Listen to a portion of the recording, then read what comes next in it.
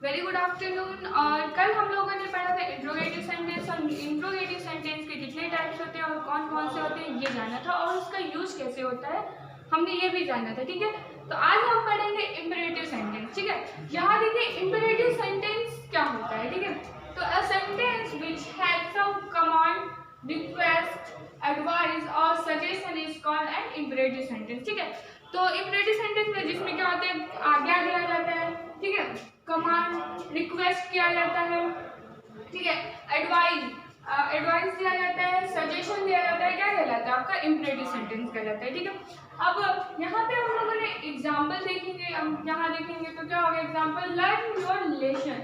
अब learn your lesson, अपना पाठ याद करो, तो इसमें क्या हो रहा है, इसमें किस चीज का बोध हो रहा है, इसमें बोध हो रहा है ऑर्डर का। ठीक है, ऑर्डर मतलब अपना पाठ याद करो।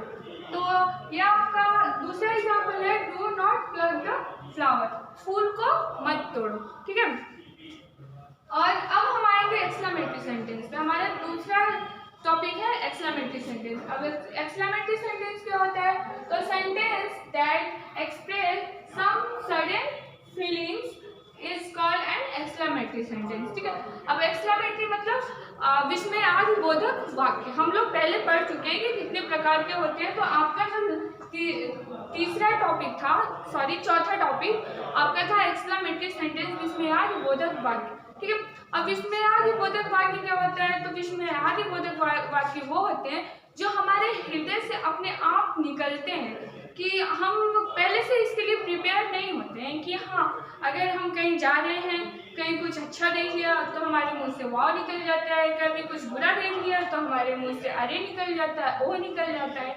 ये सारे वर्ड्स जो होते हैं अपने आप से, अब हमारे हृदय से अपने आप निकलते हैं, ये क्या कहलाते हैं, विस्मयादिबोधक वाक्य या एक्सक्लेमेटरी सेंटेंस। ठीक है, अब एग्जाम्पल में देखिए, इंडिया वॉन द मैच, तो ये किसका बोध हो रहा है, यहाँ पे हैप्पीनेस, यहाँ पे हैप्पीनेस कुछ दिख रहा है कि हाँ कि इंडिया क्या हो गया, मैच जीत गया, तो यहाँ पे हम खुश हो जाते हैं।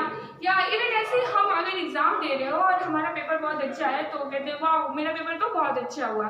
ठीक है, तो ये क्या होता है कि ये अपने आप से अपने हृदय में से निकलते हैं ये सारे वाक्य। ठीक है, अब दूसरा क्या है, टाइम इज अब, एलास टाइम इज अब। एलास किस चीज का प्रतीक है, तो ये एलास यहाँ पे आपका दुख का प्रतीक है, और उल्टा आपका यहाँ पे सुख का प्रतीक है। ठीक है, तो एलास टाइम इज अब, अरे टाइम खत्म हो गया, तो ये क्या हो गया कि हम सैड हो गए। मान लीजिए हम कहीं जा रहे हो या कहीं जाने वाले हो, तो वहाँ पे पहुँचते पहुँचते हमारा टाइम खत्म हो जाता है, तो वहाँ पे हमारे मुँह से अपने आप निकलता है कि एलास टाइम इज अब। ठीक है, अब हम आते हैं अपने सबसे लास्ट वाले टॉपिक पे, ऑब्जेक्टिव सेंटेंस। ऑब्जेक्टिव सेंटेंस क्या होता है, इच्छा सूचक वाक्य। ठीक है, उसकी डेफिनेशन देखिए, a sentence which contains a wish, curse, bless, is called as objective sentence. ऐसा वाक्य जो अपने साथ साथ विश, कर्स मीन्स श्राप, ठीक है,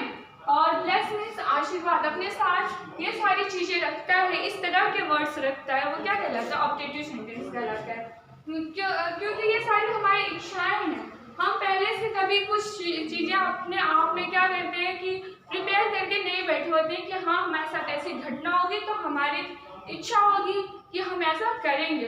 और एक चीज और यहाँ पे हम इसके साथ एक्सक्लेमेशन मार्क का यूज करते हैं। ठीक है, अब यहाँ पे एग्जाम्पल क्या है, may God always be with you, भगवान आपके साथ हमेशा रहें। ठीक है, तो यहाँ पे क्या हो रहा है, यहाँ पे हम विश कर रहे हैं कि भगवान हमेशा आपके साथ रहें, हम किसी अपने के लिए ये इच्छा कर रहे हैं कि भगवान उनके साथ हमेशा रहें। ठीक है, अब हमारा दूसरा एग्जाम्पल है, may you go to hell. ठीक है, गो टू हेल मतलब तुम भाड़ में जाओ। ठीक है, तो ये क्या है आपका, इसमें हम किसी के ऊपर कर्ज कर रहे हैं, कर्ज में श्राप दे रहे हैं। ठीक है, श्राप, तो गुस्से में आकर के हम बोल रहे हैं may you go to hell, तुम भाड़ में जाओ। तो आज के हमारे इतने टॉपिक्स थे, पहला कौन सा था, इंपेरेटिव सेंटेंस, दूसरा एक्सक्लेमेटरी और तीसरा ऑब्जेक्टिव सेंटेंस। ठीक है, तो आई होप कि ये सारे टॉपिक्स आपको समझ में आ गए होंगे, और नेक्स्ट टॉपिक हम लोग कल से पढ़ेंगे। Thank you.